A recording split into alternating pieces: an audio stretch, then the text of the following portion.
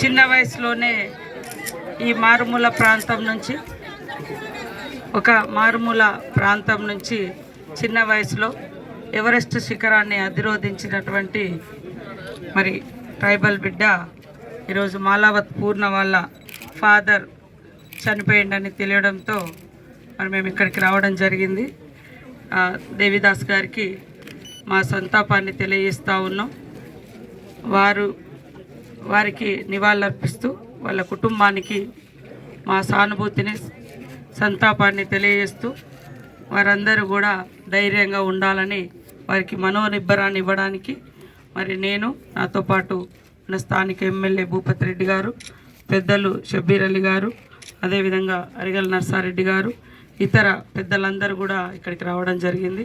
పత్రికా సోదరులందరూ ఇలాంటి మారుమూల ప్రాంతాల నుంచి మరొక ఎవరు ఎక్కనిటువంటి గుట్టలు అంటే ఎవరెస్ట్ని ఎక్కి తెలంగాణ రాష్ట్రానికి ఆమె పోయేటప్పుడు ఆ గుట్ట ఎక్కడానికి పోయేటప్పుడు అంటే ఎవరెస్ట్ శిఖరాన్ని అధిరోధించడానికి వెళ్ళేటప్పుడు ఉమ్మడి ఆంధ్రప్రదేశ్లో నుంచి వెళ్ళింది.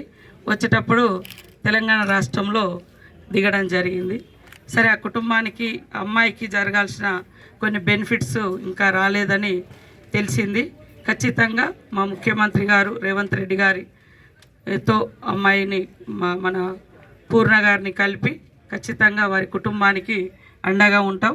ఆ అమ్మాయికి రావాల్సినటువంటి బెనిఫిట్స్ అన్నీ కూడా అందించే విధంగా మా యొక్క సహాయ సహకారాలు తోడ్పాటు స్థానిక ఎమ్మెల్యే భూపతి రెడ్డి గారు, నేను, షబ్బీర్ అలీ గారు, మేమందరం వేదిక మీద ఉన్నటువంటి వాళ్ళం బాధ్యత తీసుకుంటామని తెలియజేస్తూ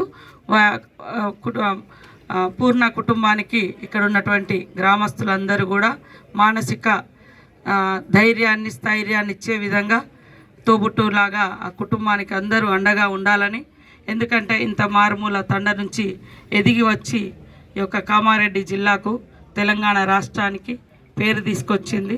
ఆ కుటుంబంలో ఈరోజు విషాదం అలుముకుంది కాబట్టి మేము ఇంత దూరం మరి వచ్చి వారికి మనోధైర్యాన్ని కల్పించడం కోసం రావడం జరిగింది.